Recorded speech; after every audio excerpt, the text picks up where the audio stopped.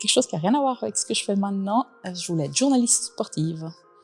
Et puis j'en ai fait un petit peu dans la presse écrite. C'était pas assez diversifié pour moi. Puis le hasard des différents jobs et autres m'ont mené vers un autre type de journalisme. Peu après la sortie de l'Uni, j'ai fait un stage dans une télévision locale. Et je me suis rendu compte que ça me correspondait beaucoup. Et puis c'est ce que je fais toujours maintenant à côté de mon autre métier d'agricultrice. En fait. Ça dépend déjà beaucoup de la météo et des saisons. Ce qui est régulier, c'est les soins aux animaux. Donc, on commence la journée à 6 heures du matin par nourrir, faire les fumiers aux différents animaux que j'ai dans la ferme. Et puis après, ça varie. Il y a les travaux champs entre mai et juillet. Et puis entre deux, j'accueille beaucoup de classes et de groupes différents et des familles à la ferme. J'ai encore gardé le journalisme, donc de temps en temps là au milieu, je case une interview et puis après, il y a pas mal de bureaux quand même, en fait, parce que l'agriculture, il y a pas mal d'administratifs. Je travaille essentiellement pour 2 médias, un qui est de la presse locale dans la région de Nyon-Morges, le quotidien de la Côte, et puis l'autre qui est en lien avec mon second métier.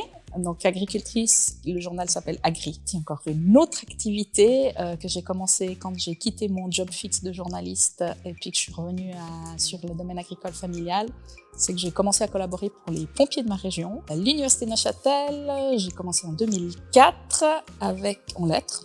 Et comme branche principale, j'avais l'anglais, la géographie, et j'ai fait un master en géographie humaine. Ça m'a beaucoup plu parce que c'est très diversifié, très varié, ça touche plein de domaines différents. Après l'université, j'ai enchaîné avec 2 stages, un dans le développement durable, le second comme journaliste reporter image JRI à Canal Alpha. Et après ça, j'ai trouvé un emploi pour faire ma formation au ce qui s'appelait le Centre de formation des journalistes à Lausanne à l'époque, au quotidien de la Côte.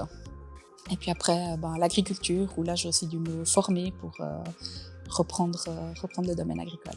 C'est difficile de dire j'ai appris ces compétences-là précises parce que c'est assez varié, mais quand même pas s'arrêter juste sur une première idée ou une première phrase qu'on a entendue, envie de se questionner, d'aller un peu plus loin. Et puis les compétences aussi sociales, parce qu'on rencontre des gens aux profils, aux horizons très variés, très divers.